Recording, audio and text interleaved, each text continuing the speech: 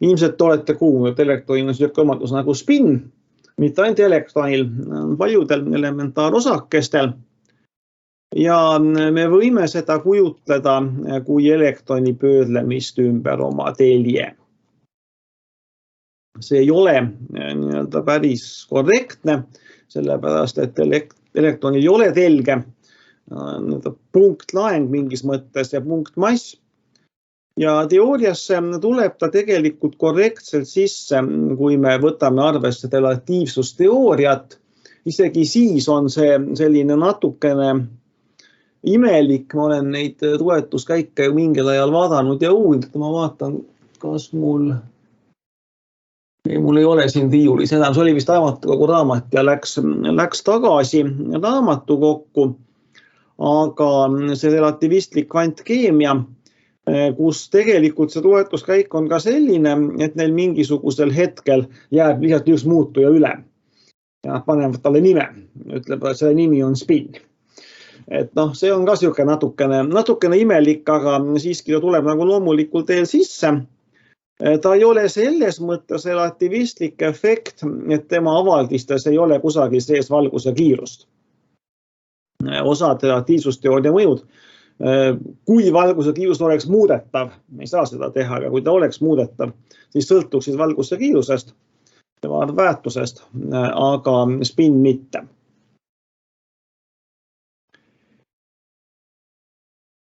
Nüüd mitte relativistlikus kvantmehaanikas me peame lihtsalt ütlema, et niimoodi on. Mäletate, meil olid siin alles eelmises tunnis, me lõpetasime oma postulaatide teema, meil 2 viimast postulaati, mis me lihtsalt võtame nii-öelda teadmiseks, ilma et meil oleks seal sellist korrektset tuletuskäiku taga.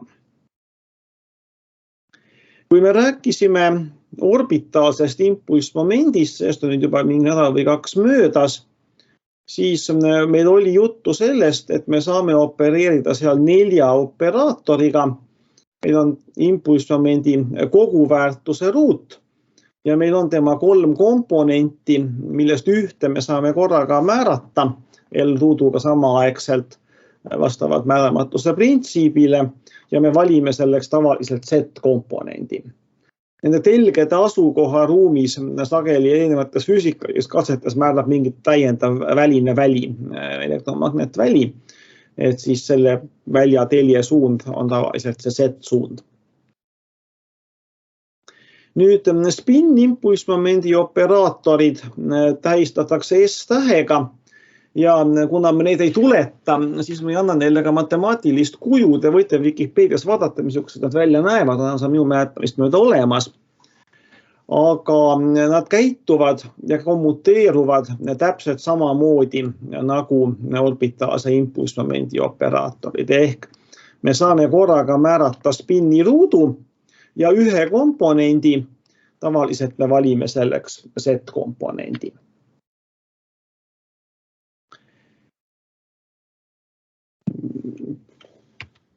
Võtame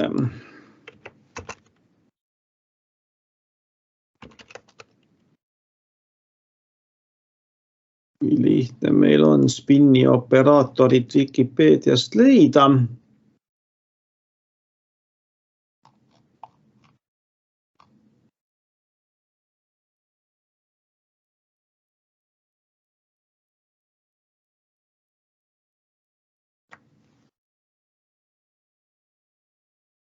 No ta on siin laiali tegelikult.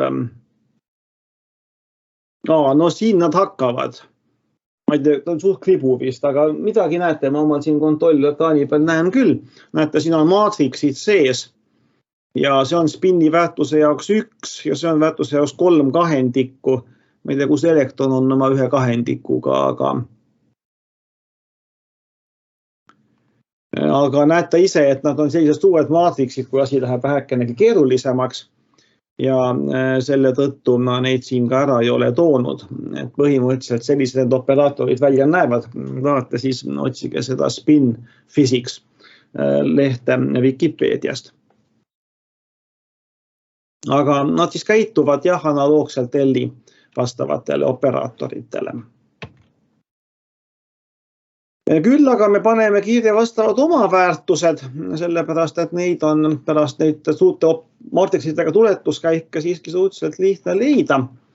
Nimelt on ta täpselt samamoodi, nagu meil oli üks neist kvantarvudest, siis orbitaalse impulsmomendi korral on meil ka siin selline avaline, seal oli meil L korda L pluss 1, siin on meil S korda S pluss 1, kus S on uus kvantarv, see on siis spinni kvantarv.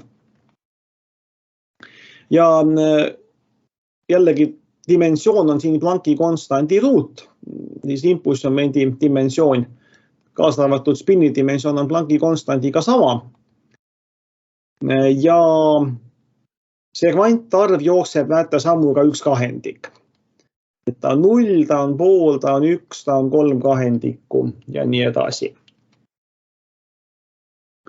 Nüüd Z-komponendil on veel lihtsam avaldis, nimelt see Z-komponent on proportsionaalne siis teiste kvantarvuga M-indeksiga S, mis saab muutuda miinus S-ist kuni pluss S-ini sammuga 1. Täpselt samuti nagu L sai meil muutuda, M sai muutuda jah, miinus L-ist kuni L-ini sammuga 1.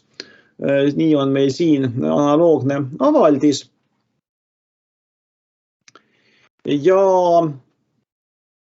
kordalis järgi Plancki konstant ja seda kvantarvu S, seda me nimetame osakese spinniks. See on seotud sellega, mis osakesega on tegemist. Ja elektroni spinn on 1/2, samuti protonitel, neutronitel on spinn 1/2. Tuumafüüsikas on igasuguseid muid osakesi nagu piionid ja kaonid ja mida seda kõik on.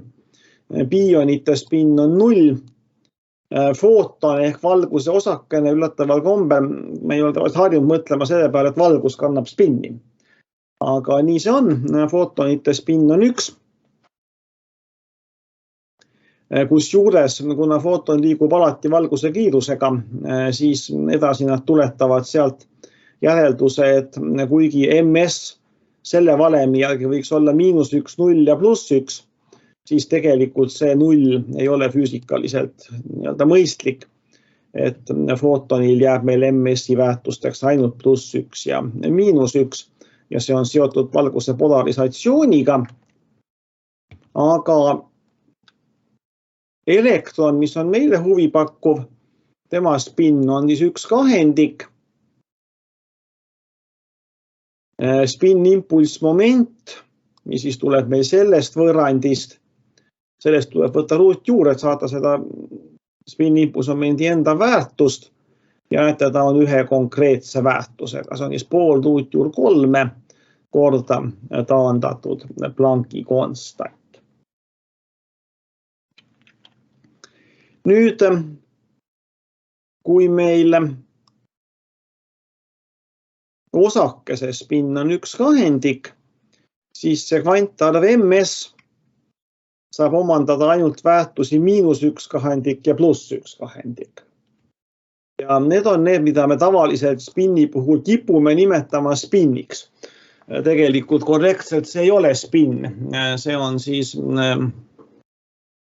üks 2 spinni puudutavast kvantarvust, MS, ja selle väärtused saavad olla siis +1/2 ja -1/2, mida sageli joonistab, et tähistatakse nool üles ja nool alla. Olete ilmselt näinud kusagil erinevatest käsitlust, kus spinnist juttu on. Et meil on 2 võimalikku väärtust, need on siis selle MS-i väärtused 1/2 ja -1/2. Ja vastavad oma funktsioonid, jällegi nendele me siin ei anna ka algebralist kuju. Tõestan, et kusagil samas Vikipeedias või mõne Vikipeedias viidatud allikast kirjas, need sisaldavad ka maatrikseid matemaatiliselt. Aga me neid oma funktsioone siin lahti ei kirjuta, vaid neid lihtsalt tähistatakse alfa ja beeta. Mitte segamini alfa ja beeta kiirgusega tuumaosakeste, mis on hoopis teine asi.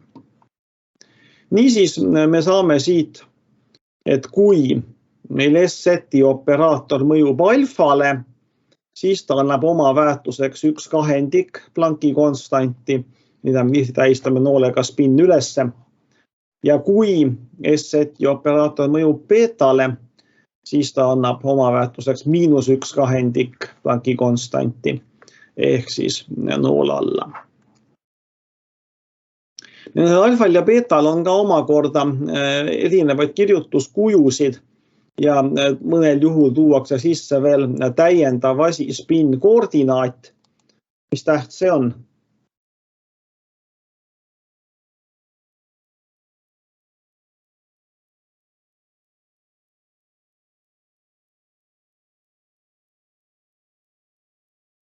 Nimetab 2V, aga ei ole 2V.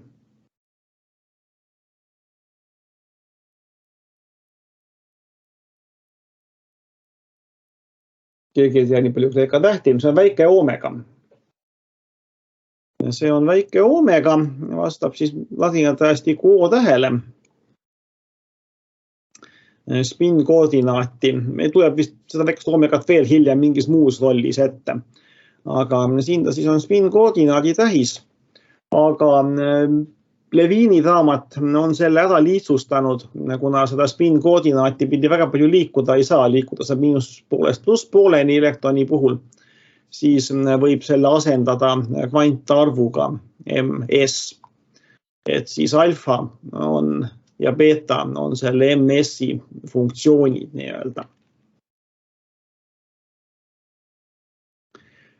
Ja kui seda otseselt siinkohal ei maininud, aga meenutan siis tavalise impulssmomendi puhul Z-komponent kommuteerub ruuduga, Z kommuteerub samamoodi S-ruuduga ja kommuteeruvatel operaatoritel on ühised oma funktsioonid, mis ongi need samad alfa ja beeta. Ja me saame siit leida siis S-ruudu oma väärtused, mis on vastavalt siis 3/4 H-ruut mõlemal juhul. Ruutu, nii et miinus kaob ära. Ja nii, et kui meil S-ruudu operaator mõjub alfale või beetale, mõlemal juhul annab ta sama üldise siis spinni väärtuse. Nüüd meil olid analoogsed joonised orbitaalsel impulssmomendil, kus me vaatasime juhtumit, kus see impulssmomendi vektor oli 45 kraadi nurga all. Siis siin näete, on need hüpotenuus ja kaatet natuke keerulisema seosega. Üks on ruutjuur 3/2, teine on 1/2. See nurk ta on mingi 50 millegagi kraadi. Seda tuumamagnetresonantsis on see tahkeke tuumamagnetresonantsis väga oluline nurk. Nimetatakse seda maagiliseks nurgaks, magic angle. Aga siin me seda nurga väärtust välja ei arvuta, kui te tahate. Ta on igal pool kirjas allikates ja võite ka ise selle arkusfunktsiooni ära võtta. Aga oluline siis on see, et see spinni impulssmomendi vektor vaatab kas poolviltu ülespoole, see vastab +1/2 spinni VMS sellele kvantarvule või siis sama võrra -1/2 allapoole on ta niimoodi allpidi längu. Ja tuletan veel kord meelde, et pöörlemine, kujuteldav pöörlemine on selle vektoriga risti. Et see pöörlemistasand, kui te kujutate ette kusagil umbes sellest tasandis mingit ketast, et siis see on meie pöörlemine. Ja veel kord tuletan meelde ka seda, et tegelikult elektron ei pöörle. Et see on selline näiv efekt, ta käitub just nagu ta pöörleks.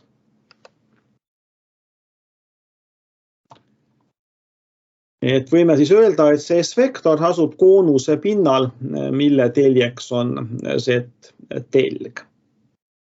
Ja ta määratub see Z-telg ära juhul, kui meil on mingisugune väline magnetväli ja sellel põhineb näiteks tuumamagnetresonants, spektrometria.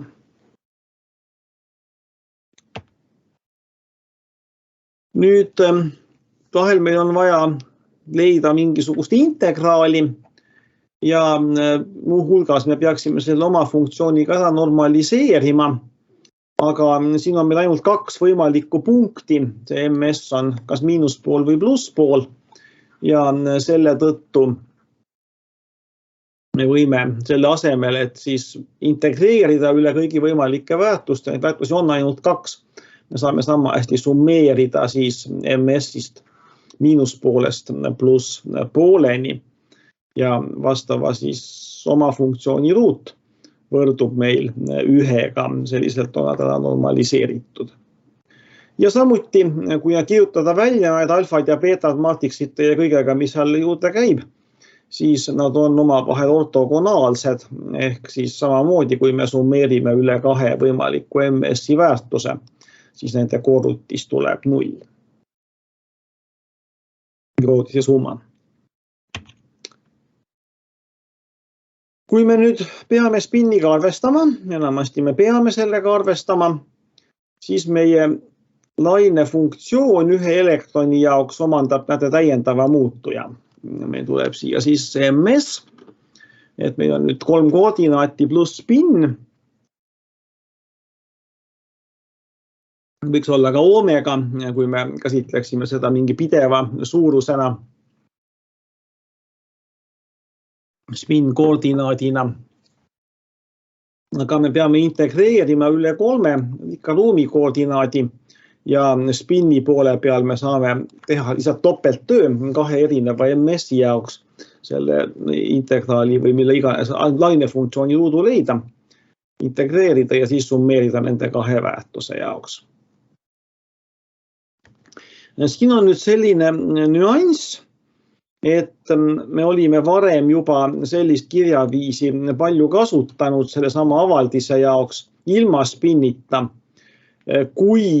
Ma ei tea jällegi, kui levinud see on, aga üldiselt tundub, et on suhteliselt levinud, sest on niisugune oluline nüanss, kui me nimetame seda integreerimismuutujat tauks. Kui siin on tau, siis see üldiselt eeldab, et me oleme spinni arvesse võtnud ja me summeerime üle spinni 2 võimaliku väärtuse. Aga juhul, kui me tahame eraldi rõhutada, et me opereerime ainult ruumi koordinaatidega ja ei opereeri spinniga, siis kasutatakse integreerimismuutujana väikest v-d tau asemel. Et see on selline suhteliselt levinud, mitte päris absoluutne, aga suhteliselt levinud kokkulepe. Nõnda, see oli nüüd sissejuhatus spinni. On teil äkki mõni küsimus, enne kui ma edasi lähen spinniga? Ei paista. Vaatame, mismoodi see mõjutab vesinikuaatomi käsitlust, mida me alles paar tundi tagasi tegime. Selgub, et üsna hea lähendusena, siin on öeldud väga hea lähendusena, aga üsna hea lähendusena me võime eeldada, et meie Hamiltoniaan ei sisalda spin-koordinaati. See võimaldab meil eraldada ära meile juba varasemalt tuttav lainefunktsiooni ruumiline osa ja siis spin osa, kus juures huvitav on see, et see spin osa, ta võib olla alfa, ta võib olla beeta, aga ta võib olla ka nende lineaarkombinatsioon. See oli sõna, mis mul enne meelde tulnud, mul siin lineaaravaldis, mida ma selle ütlesin. Siis lineaarkombinatsioon, ehk ta võib olla alfa ja beeta kaalutud mingite koefitsientidega. Et see tuleb meil siin edaspidigi paaris kohas ette, selline variant. Nüüd Hamiltoniaani operaator spin-funktsiooni ei mõjuta, sellepärast, et me just asja ütlesime, et ta on sellise kujuga meil vesinikul, seda on uuritud, tuletatud, see väike mõju tegelikult saab arvesse võtta, sest meil vist on ka siin viimase slaidi natukene juttu. Aga põhimõtteliselt me saame selle G tuua siit Hamiltoniaani märgi alt välja ja siis on meil paremal pool samuti energia korrutatud selle uue spinniga täiendatud lainefunktsioonina. Kuna G saime tuua Hamiltoniaani märgi alt välja, siis selle lahendamisel me saame endiselt samad energiad, aga meil on nüüd 2 erinevat olekut igale varasemale. Ühele vastab nüüd variant, et MS on -1 ja variant, et MS on +1. ehk tuleb välja, et vesiniku aatomi põhiolek on kõdunud. Samuti kõik edvastatud olekud. Nad on omavahel võrdse energiaga, aga spinn on kas siis ühtepidi või see MS-i kvantarv on kas -1 või +1. Me hammastame öelda keemias, et spinn on ühtepidi või teistpidi. See ei ole päris korrektne kõneviis, aga väga-väga levinud. Nõnda. Nii et vesinikuga me suurt midagi muud ei juhtunud. Vaatame, mis hakkab juhtuma süsteemist, kus on mitu elektroni. See on tegelikult keemiale rohkem huvi pakkuv. Ehk me hakkame rääkima Pauli printsiibist ja katsuge mitte meelde tuletada seda sõnastust, mida me õppisime esimesel kursusel. Sellest me nüüd vaatame teise nurga alt, teise nime all. Nüüd tuleb üks hästi filosoofiline jutt. Kui meil on klassikalised kehad, õmmad või tennisepallid või mis iganes, nad on üksteisest eristatavad.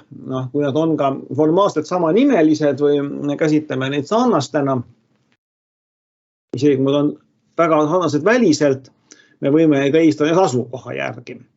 Meil ei ole sellist varianti, et meil oleks kaks keha ühesugused ja korraga samas kohas ka. Kindlasti on, et üks on vasakul, teine paremal või üks eest teine taga või mis iganes. Võime need liikumistrajektoori järgi eristada. Võime eristada sellega, mis ajal nad mingis ruumipunktis on ja nii edasi. Nüüd mikroosakeste korral on meie asi natukene keerulisem. Nimelt mikroosakesed nagu elektronid või prootonid, nende suhtes rakendub Heisenbergi määramatuse printsiip ja selle tõttu nende trajektoori asukoht liikumine ei ole üheselt määratud ja on siis selline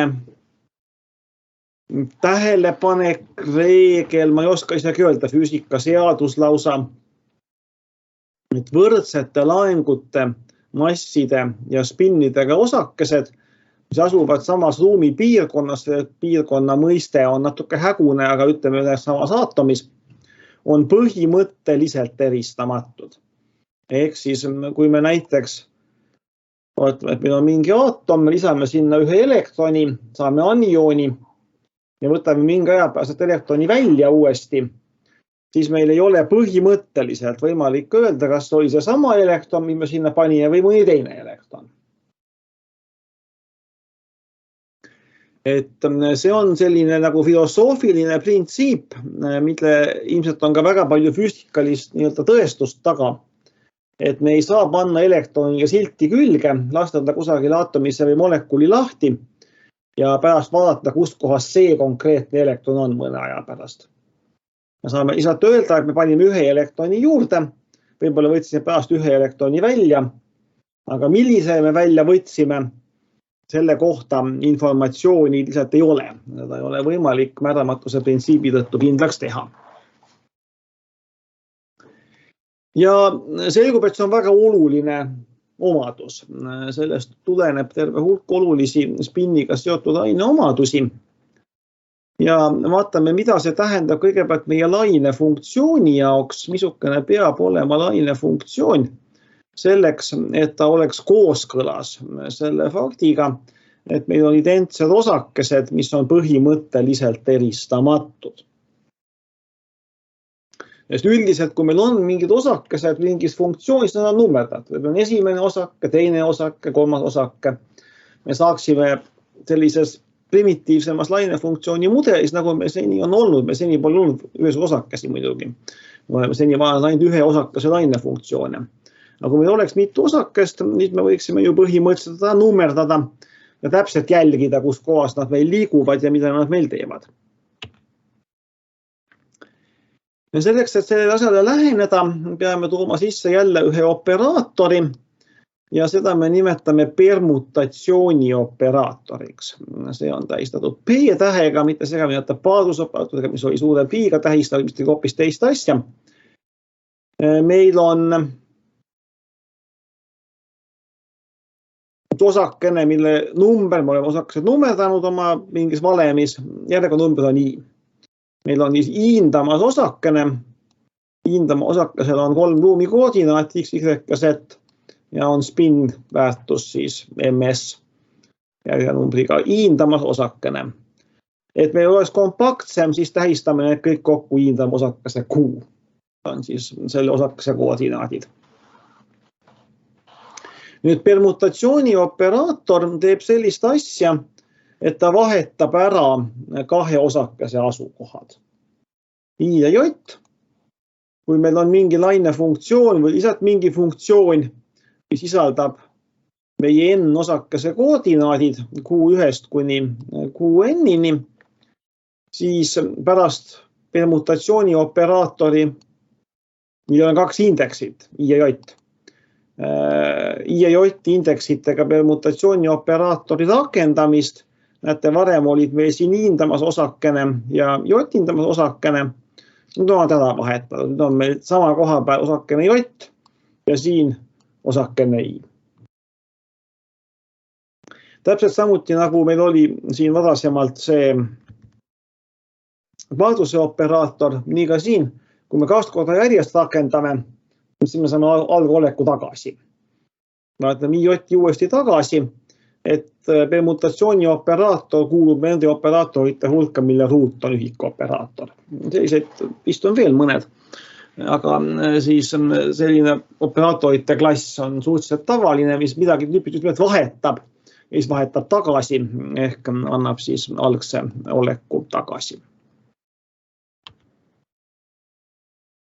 Nüüd sellised operaatorid, mille ruut on ühikoperaator, oma väärtused on -1 ja +1. See oligi meil just selle paarsuse juures jutuks. Ja järelikult, kui me tahame otsida oma funktsioone paarsuse operaatorile, siis meil on ainult 2 varianti. Me tähistame oma funktsioone 2v antud juhul ilmselt, jah, mitte omega. 2v pluss ja 2v miinus. Kui meil on operaator, oma funktsioon, mis kuulub kategooriasse 2v pluss, siis kahe osakese vahetamine ei muuda selles funktsioonis midagi. Ehk oma väärtus on 1. Meil on teine klass oma funktsioone, mida me tähistame siinkohal 2v miinus, mis on sellised, et kui me vahetame ära osakesed I ja J, siis kõik muu jääb samaks, aga oma väärtus on -1, selle funktsiooni märk muutub. Absoluutväärtus jääb samaks, aga märk muutub. Nii et sellesse emba-kumba kategooriasse peavad kuuluma selle operaatori kõik oma funktsioonid. Ja neid esimesi siis nimetatakse sümmeetrilisteks osakest I ja J vahetamise suhtes ja teisi nimetatakse antisümmeetrilisteks osakeste I ja J vahetamise suhtes. 2 tähelepanekut siin. Just äsja mainisin, meil on paaritud funktsioonid, mis on koordinaatide inversiooni suhtes, kus meil läheb x läheb miinus x ja y miinus y ja nii edasi. See on hoopis teine asi. Ja enamik funktsioone ei ole kumbagi. Enamik funktsioone ei ole siis selle permutatsiooni operaatori oma funktsioonid. Need on spetsiifilised funktsioonid, mille selline omadus üldse on, et kui me 2 osakest, mida nad kirjeldavad omavahel vahetame, siis muutub parasjagu märk, aga ei midagi muud või jääb isegi identseks. Nüüd me peame leidma sellise laine funktsiooni, mis kuidagi väljendaks seda mõtet, seda filosoofilist printsiipi, et meie osakesed on identsed. See, mida ma just paari slaidi eest rääkisin, et osakesed, mis meil süsteemis on, kui me paneme sinna ühe sisse, võtame pärast ühe välja, me ei tohi enam teada, milline osakene see oli. Antud juhul see väljendub selles, et süsteemi olek ehk siis osakeste leidumise tõenäosus ja nii edasi ei sõltu sellest, kuidas me osakesi nummerdame. Me küll kuidagi peame neid nummerdama, me ei saa sellest kuidagi moodi ümber, samamoodi me peame enda jaoks eristama lainefunktsiooni osi ja me peame nendele numbrid panema. Aga kui meil on üks lainefunktsioon, kus meil on i ja j normaalses järjekorras ja meil on teine lainefunktsioon, kus meil on j ja i omavahel vahetatud, me oleme andnud nendele osakese teistsugused numbrid, need peavad andma sama oleku. Need peavad viima samale tõenäosusele osakesi leida ja need peavad viima samale energiale ja nii edasi. Äärmisel juhul nad võivad siis eristuda märgi poolest, tegelikult on üldisemalt konstantse teguri võrra, aga need konstantsed tegurid reaalselt saavad olla ainult +1 ja -1, sest tõenäoliselt tuleb meil lainefunktsiooni ruudust ja siis -1 on lubatav väärtus. Või kui me kasutame siin eelmisel slaidil sisse toodud termineid, siis meie lainefunktsioon peab olema kas sümmeetriline või antisümmeetriline osakeste asukohtade vahetamise suhtes. Ja see peab loomulikult kehtima mis tahes osakese paari jaoks, mitte ainult i ja j, vaid ka i ja k ja 1 ja n ja mis iganes. Et meil peab olema selline lainefunktsioon, mis on kõigi võimalike paari kaupa vahetuste suhtes, kas sümmeetriline või antisümmeetriline. Võin kohe öelda, et mitme osakese lainefunktsioonid, mis kuidagi naiivselt neid üles kirjutaksid, seda ei ole. Spetsiifilised kujud, mida me kohe vaatleme, mis tuleb arvesse võtta.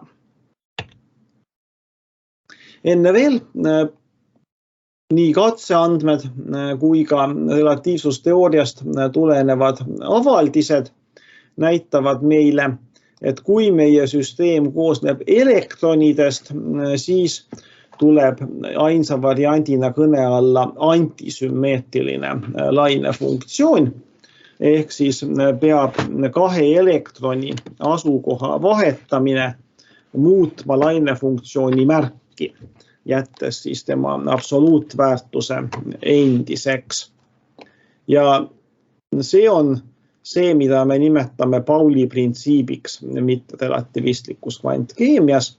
Et näete, kui te esimesel kursuse arvatavasti mingisuguse muu lause selle nime all ära õppisite, ma ei hakka seda isegi meenutama praegu, et mitte segadust tekitada, siis selline kvantmehaaniliselt sõnastatud Pauli printsiip ütleb, et elektronidest koosneva süsteemi lainefunktsioon peab olema antisümmeetriline mis tahes 2 elektroni asukohtade vahetamise suhtes. Lähme edasi tähelepanekuga, et sellised osakesed, mille spin, see oli siis see esmane kvantarv S, mis on elektroni alati 1/2, osakesed, mille spin on murdarvuline, need nõuavad antisümmeetrilisi lainefunktsioone ja neid nimetatakse ka ühe kuulsa füüsiku Fermi, Enrico Fermi järele fermionideks. Ja meil on teine suur osakeste kategooria või klass, mille spin on täisarvuline 0, 1 ja nii edasi, ja footone, see oli siin mainitud, on spinniga 1. Nende lainefunktsioonid on sümmeetrilised ja neid nimetatakse bosoniteks. Bose, teine kuulus füüsik. Et sellised terminid ja nendest meil tuleb siin ka mõni harjutus juba lähemas harjutustunnis, mis täpselt nädala pärast. Nii, võtame nüüd ühe konkreetse näite, võtame osakesed 1 ja 2. Ja kui me vahetame osakesed 1 ja 2, siis meie lainefunktsioon muudab märki elektronide korral. Ja vaatame sellist olukorda, kui tegemist on punktlaengutega, jätame hetkel elektrostaatilise tõukumise kõrvale ja oletame, et need 2 osakest tahaksid olla samas ruumi piirkonnas või samas kohas põhimõtteliselt ja neil on ka sama spinni, see MS kvantarv ehk need Q1 ja Q2 on võrdsed. Me võime asendada valemis Q2 asemele Q1 ja me saame väga kiiresti tulemuse ilma mingit suurt Schrödingeri võrrandit lahendamata, et meie lainefunktsioon on 0, eks viime selle avalise teisele poole, saame 2 psiid ja järelikult ka 1 psi on 0. Ehk tõenäosus leida kahte samapidise spinniga elektroni samas ruumipunktis on 0. Seda täiesti sõltumata sellest, et neil on ka elektrostaatiline tõukumine olemas. Et nad tõukuvad ka kui laengud. Ja see ei lähe mitte hüppeliselt 0-iks, aga teineteise lähedal neid leida on tõenäosus väike. Ehk me saame teatava täiendava tõukumise, võib-olla jällegi see on midagi, mida me ei ole harjunud niimoodi mõtlema, et elektronid ei tõuku mitte ainult selle tõttu, et neil on samasugune laeng, aga ka selle tõttu, et neil on olemas spin. Täiendav tõukumine, mida nimetatakse ka Pauli tõukumiseks, siis selle sama füüsiku järgi on Pauli printsiip nimetatud, et elektronid tõukuvad kahel põhjusel, laengu tõttu ja spinni tõttu. Erinevalt siis makroskoopilistest laetud kehadest, kus on ainult elektrostaatiline, see spinni mõju on nii väike, et seda praktikas ilmselt vähemalt realistlike makroskoopiliste kehade puhul mõõta ilmselt ei õnnestu. Nüüd me jõuame selle printsiibini, mida teil esimese kursuse lõpetasin. Selle korrektse nimetus on siis Pauli keeluprintsiip, ingliskeelne vaste on Pauli exclusion principle, välistamise printsiip. Ja selleks me peame vaatama aatomit, milles on vähemalt 3 elektroni. Me oleme seni ainult vesiniku aatomit vaadanud, aga võtame siis täpselt 3 elektroniga, see on liitium. Liitium on element number 3. Selles on meil 3 elektroni. Ja kui me unustaksime hetkel ära igasugused spinnid, siis me võiksime näiteks koostada sellise proovifunktsiooni variatsiooni meetodis, et paneksime kõik 3 elektroni 1 S-i peale. Kui te olete vähe keemiat õppinud, tekib see otsa kohe tekib mingisugune võõristus, eks ju, siin kohe 3 näha. Ja kohe me näeme ka, et see ei ole ka muidu mõistlik. Nüüd muuseas, see on ka asi, mida sellisena edagi ei rõhutata, et see 3 ongi astendaja. See tähendab lihtsalt seda, et meil on 3 elektroni lainefunktsioonid kõik kujul, mis vastab 1s orbitaalile. Et kuigi me tavaliselt loeme seda 1s3, siis täiesti matemaatiliselt ja korrektselt see ongi 1s kuubis. Meil on 3 elektroni, mille kõigi lainefunktsioon on 1s-i oma ja need on sõltumatute kehade lähenduses siis nende 3 korrutis. Aga me saame siit kohe siis nii-öelda pihta sellega, et see ei ole antisümmeetriline nende asukohtade vahetamise suhtes. Kui me vahetaksime siin 2. ja 3. elektroni ära, me oleme täpselt sama avaldise. Ehk tema märk ei muutuks. Et selline korrutis ei kõlba meil proovifunktsiooniks. Me ei saa sellist lainefunktsiooni kasutada, sest see on vastuolus Pauli juba selle üldisema Pauli printsiibiga. Et püüame nüüd siis leida, otsida sellist 3 osakese lainefunktsiooni ja selleks tehakse selliselt, et me proovime hetkel, oletame, et meil on mingid 3 orbitaali, tähistame, et F, G ja H võivad olla erinevad ja me proovime kombineerida erinevaid elektrone erinevate orbitaalide peale. Alates kõige lihtsamast juhtumist, F on esimene orbital on F-i peal, teine G peal, esimene elektron on F-i peal, teine G peal, 3. H-i peal, aga ka näiteks üks paljudest variantidest, et teine elektron on F-i peal, 3. elektron on G peal ja esimene on H-i peal. Proovime neid kombineerida, otsida siis nende ette koefitsiente lineaarkombinatsioonis selliselt, et me saaksime antisümmeetrilise lainefunktsiooni.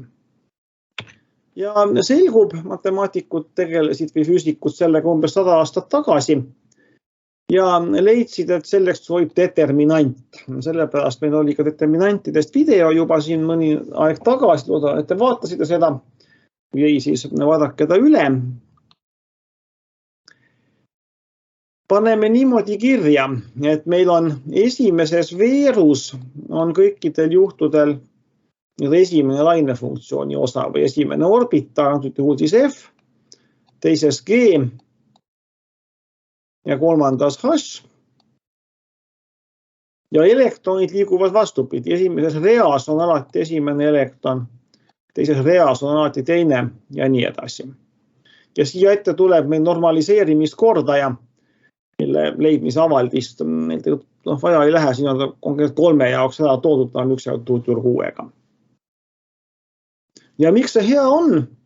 Meil oli videos sellest juttu, et determinandi 2 rea vahetamine muudab täpselt arvväärtuse märki, aga jätab absoluutväärtuse samaks. Ehk kui me nüüd tõstaksime esimese elektroni teise elektroni asemele ja vastupidi, me saaksime sama arvväärtuse, aga vastupidise märgiga. Et kasutatakse siis ära determinandi matemaatilisi omadusi, et konstrueerida selline universaalne lainefunktsioon, universaalne kuju selleks, et see antisümmeetria printsiip oleks täidetud. Praktikas, mida me saame teha, me võtame meile juba tuntud ruumilise orbitaali, näiteks 1S, ja me korrutame ta läbi spin-oma funktsiooniga, mis saab olla alfa või beta. Näiteks siis konkreetne näide 1S korda alfa. Ja nüüd selleks, et meil ei oleks 2 identset veergu. Meenutame, et determinandi, kui on 2 identset rida või 2 identset veergu, determinandi väärtus 0. Ja sellisel juhul meil oleks lainefunktsioon 0, ehk sihukest olekut ei saa olla. Et meil ei oleks 2 identset veergu, siis me peame igasse spin-orbitaali vaja valima erineva kombinatsiooni spin-osast ja ruumilisest osast. Näiteks meil olid siin F, G ja H. Siin on mul siis näide G, jah, me oleme juba F-i defineerinud ja F oli meil 1S alfa. G oleks meil 1S beta ja rohkem meil 1S-iga kombinatsioone teha ei saa. H-i osana me enam 1S-i kasutada ei saa, sest siis tuleks meil determinant 0, tuleks 2 identset veergu. Me peame valima järgmise ruumi orbitaali ehk paneme oma 3. elektroni 2S-i peale. See on see, mida me õppisime esimesel kursusel, võib-olla isegi varem juba, et me ei saa 1S-i peale rohkem kui 2 elektroni panna. Järgmine elektron läheb juba 2S-i peale. Ja see on see esimese kursuse Pauli printsiip, mida tegelikult korrektsem on nimetada Pauli keelu printsiip, et ühel spin-orbitaalil ei saa asuda üle 1 elektroni. Ahah, see termin spin-orbitaal oli meil siin ka sisse toodud, siis ruumilise ja spin-laine funktsiooni korrutis. Ehk meil see on ka teine sõnatus, mida väga palju kasutatakse esimesel kursusel, et aatomis ei saa olla 2 elektroni, mille kõik 4 kvantarvu oleksid vastavalt võrdsed. Peavad igal elektronil olema vähemalt 1 erisus kvantarvudes võrreldes kõigi teistega. Ja miks me seda ei nimeta Pauli printsiibiks? Sellepärast, et see on tegelikult vähem üldine. Ta eeldab, et meil on üldse võimalik lainefunktsioon jagada niimoodi ruumilisteks ja spin-orbitaalideks. Tegelikult mitte miski meil seda ei sunni tegema peale matemaatilise mugavuse selle, et sihukestega on lihtne ümber käia. Ja üleüldse see esimeste kursuse lähendus, mida esimesel kursusel kasutatakse, kus tuleb konfiguratsioonid ja nii edasi, see on tegelikult mitte interakteeruvate orbitaalide lähendus. See on selline lähendus, kus meil on sisuliselt kohakuti vesiniku sarnased orbitaalid, samad 1s-id ja 2s-id ja 3p-d ja mis iganes. Aga nad ei arvesta korrektset elektronide omavahelist tõukumist. Sellest, kuidas seda arvestada, me räägime peatükis aatomid, mis tuleb nüüd juba siis ülejärgmisel nädalal, ma arvan, kõige varem, sest vahepeal on meil see praktikumide ja harjutustundide nädal. Siin on meie liitiumi lainefunktsioon, siis sellisel veel ka suhteliselt lihtsal kujul. Nimelt siis kirjutame välja 1s ja alfa ilma nendele detailsemat kuju andmata. 1s beta, teises veerus ja 2s alfa kolmandas veerus, veerus ja igas reas siis konkreetne elektron. Esimene elektron, teine elektron, kolmas elektron vastavas reas. Selliselt välja kirjutatud avaldis on nüüd spinni kui nähtuse tema omadustega kooskõlas olev lainefunktsioon. Võim sõnastada seda ka niimoodi, et see ei ole mitte lihtsalt spinnosa ja ruumilise osa korrutis, vaid selliste korrutiste lineaarkombinatsioon, determinandi avaldis, kus paneb nende ette mingid kordajad ja plussid ja miinussed, nii et nad omavad teatavat sorti käitumist. Ja täpselt nagu vesinikul, kus on ainuke elektron 1s-i peal, on 2 võimalikku põhiolekut siis 2 erineva spinni ms väärtusega. Samuti on liitiumi aatomil põhiolek 2-kordselt kõdunud, sest me oleksime võinud siia alfa asemel võtta ka beta. Et see annaks meile teise võimaliku põhioleku. Me ju võinuks võtta ka siin mõne teise orbitaali ja siin on siis võimalik arvestada elektronide tõukumist, sellest kuidas seda arvestatakse, me räägime mõne aja pärast, aga praktikas oluline hetkel on see, et kui me paneksime siia 2p, siis me saaksime kõrgema energia ja see on see ka, mida me esimesel kursusel õpime, et 2s täitub enne 2p-d ja need kõik on mõlemad omakorda enne kolmanda kihi elektrone ja nii edasi. Et 2p on siin mõeldav, aga see ei ole põhiolek, see on kirgastatud olek siis liitiumi aatomi jaoks. Ja tuleme ammu tuntud järelduseni suure ringiga, et liitiumi põhiolek on 1s2, 2s või 2s1, kuidas keegi seda kirjutab. Et tõepoolest need on tegelikult tõesti astme näitajad ja selles mõttes ühe ärajätmine on igati lubatav. Sõnastame selle natukene üldisemalt. Identsetest fermionidest koosnevas süsteemis ei saa 2 osakest olla samas olekus, nad ei saa omada sama lainefunktsiooni. Ja tegelikult oluline on siin see, et seda süsteemi ei saa lahutada üksikute osakeste lainefunktsioonideks. See on seesama, mida ma äsja rääkisin, et tegelikult me ei saa öelda, et see elektron on 1s-i peal ja teine elektron on 2p peal. Me saame öelda, et kollektiivselt on täidetud 1s 2 elektroniga ja 2s 1 elektroniga. Aga me ei saa öelda, milline elektron on kus. Ja seega me ei saa rääkida eraldi osakeste olekust ja selline olek, mida me kirjeldame nende samade klassikaliste esimese kursuse siis kirjeldustega 1s2, 2s2, 2p6 ja nii edasi.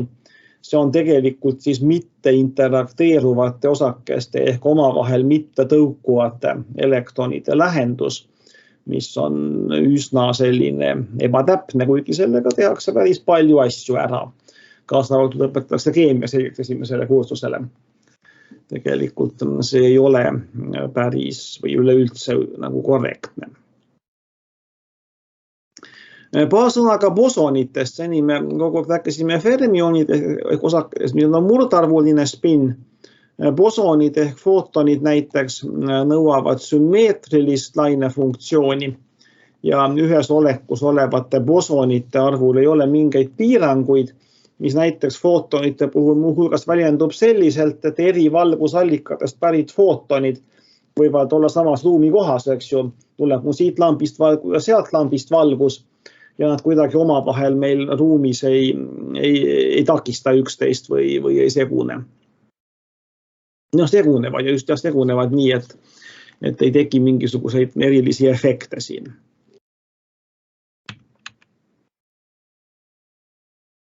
Nüüd selline determinant, nagu me oleme siin juba mitme slaidi vältel joonistanud või kirjutanud, sellise pani esimest korda kirja 1927. aastal. Jälle üks tuntud kvantfüüsika pioneeridest Slater ja Slateri determinantideks neid ka siis nimetatakse. Veel kord siis, determinant on selline, kus on ühes veidus sama spin-orbitaal, ühes reas sama elektron oma koordinaatidega. Ja kuna meil tuleb meid edaspidi palju ette, siis pannakse neid vahel ka lühemalt kirja. Kõigepealt alfade ja beetade asemel võetakse kasutusele mingi kompaktsem tähis. Üks, mida õpik siin kasutab, on panna selline horisontaalne joon orbitaali tähisse kohale. See tähistab beeta-spinni. Ma ei saa siin eraldi esile tuua, aga te näete, nad on siin enda üks S-ide kohal. Et see tähendab seda, et meil esimene elektron on alfa-spinniga, et tema peal ei ole joont, teine on beeta ja kolmas on alfaga. Nüüd omakorda, kuna see kuju on standardne, eks alati siin läheb veel 1, 2, 3 ja siin lähevad need orbitaalid, mis antud juhul kõne all on, siis me saame seda veel lühemaks teha ja siin on selline kirjaviis, mida ka vahel kasutatakse, et loetletakse ainult üks kord ja pannakse need absoluutväärtus determinandi märgid ümber. Mis on vaja teada, et see ei tähenda mitte absoluutväärtust, vaid tähendab teistut determinanti. Ja vaikimisi ka eeldatakse normaliseerimiskordajat, mis mu seni on siin olnud välja kirjutatud.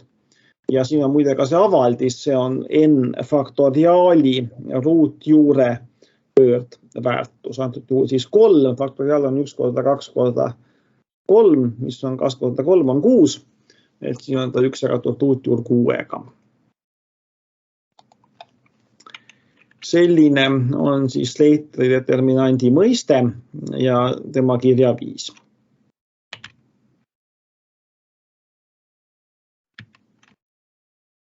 Ja lõpuks räägime sellest, kuidas sellel on kõigil vastastikmõju magnetväljaga. Räägime natukene spin-magnetmomendist. Nimelt, kui meil liigub elektron mööda suletud trajektoori, näiteks mööda mingisugust pooli või ka ringis ümber tuuma, kui me korraks mõtleme niisugust poolklassikalist päikesüsteemi moodi mudelit, siis selle spin-magnetmomendi väärtus avaldub selliselt. Vabandust, elektroni orbitaalne magnetmoment. Ja selgub, et väga sarnase avaldise me saame koostada ka spinni jaoks, aga siia ette tuleb üks kordaja. Kõik muu on sama. Siin on E jagatud 2ME-ga, siin on L, siin on S. Ja siin ees on üks arv, mis on algselt ta vist mõõdeti, hiljem on teda ka siis põhjendatud, mis on peaaegu 2. Aga õige natuke rohkem, 2,0023. Siin on veel märgi küsimus, mis on absoluutväärtus ja kus on märk, et siin oli meil miinus, siin meil miinust ei ole. Et mõnel allikas annab selle G-faktori märgi miinussena, -2. Sellega on seotud raua omadused, et ta on magnetiline, on terve spektroskoopia haru, elektronspin resonants ja natukene kaudsem seos on seal kõigel ka tuumamagnetresonantsiga, millega te võib-olla olete või hakkate kokku puutuma oma stuudiumi vältel. Seda G-faktorit on tegelikult väga täpselt mõõdetud. Ma siin olin pannud kirja viimati aastal 2014. Ja ta on, näete, täpsusega +–10 astmel 13, ehk siis üle 10 koha 13 kohta pärast koma. et see on ülimalt täpselt võimalik seda mõõta. Ja selle kindlaks tegemisega huvitav fakt, üks väheseid konstante, millega on tervelt 2 Nobeli preemiat seotud. Kõigepealt siis Paul Dirac 33, muuhulgas siis selle umbesväärtuse ehk 2 leidis ja 65. aastal Julian Schwinger oli üks 3 preemia saajast, mis siis selgitas, kuidasmoodi ta ikkagi natukene 2 erineb ja kuidas see tuleb.